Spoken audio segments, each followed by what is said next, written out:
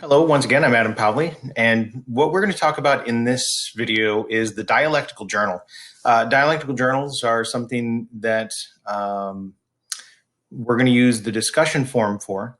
So rather than give you sort of a generic content question that then you will answer in the discussion forum, what you're going to do is interact with a primary source from the time period that we're talking about that week. Now, you can access these dialectical journals in two ways. The first is through the content section. So if you look in week one, you'll notice that there is the initial dialectical journal post here. You can also go to the assignments and look in the discussions, and you will see that the discussions are all listed there as well. This is important for attendance as well, because the discussions forum is the way that I take attendance. If you do not post in the discussion forum, you will be considered absent for that week. If you are absent 2 weeks in a row, you will be withdrawn from the course on that third week. That is a Georgetown Tech policy. That is not my policy. So you need to make sure you post to this every week.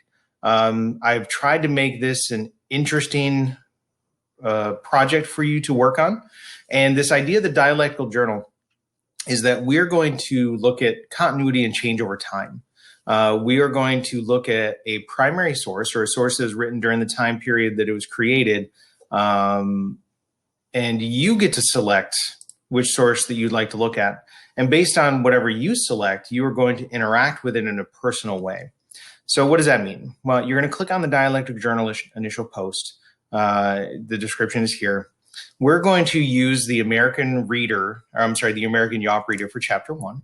And then next week it'll be Chapter 2. And then the third week it'll be Chapter 3. The American Yawp is actually an online textbook. It is free. It's written by historians. It's kind of like a fact-checked Wikipedia, which is kind of neat. They provide a reader for students. And what the reader does is provide primary sources that go along with the content for that week. And this is taking a little bit more time than I intended.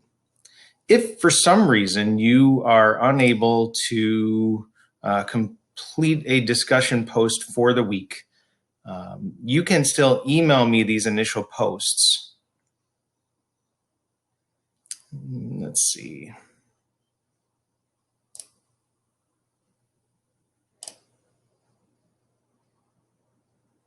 You'll still be marked absent for the week that you didn't post in the discussion forum, but you can still get the credit for it.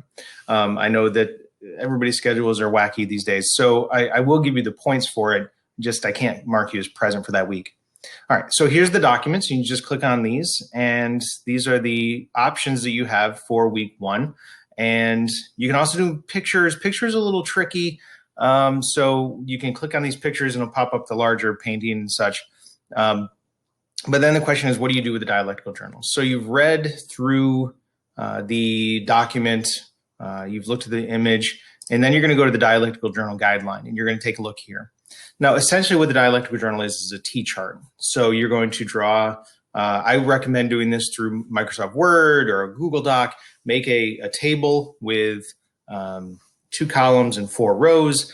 On the left-hand side, you're going to pull out a quote that you find particularly important. You're going to select 3 quotes. They don't have to be the main idea of the source. Just has to be something that you find significant or relevant or interesting. There's no correct answer for this. What I want you to do is evaluate the quote, and you're going to do that on the right-hand side. So on the left-hand side, you have your quote, and then immediately on the right-hand side of that, you're going to respond to it in a number of ways. So you might ask an additional question about it. Now, if you ask a question, what you're going to want to do is try to answer that question. That's important. A lot of people just write the question, but they don't attempt to answer it.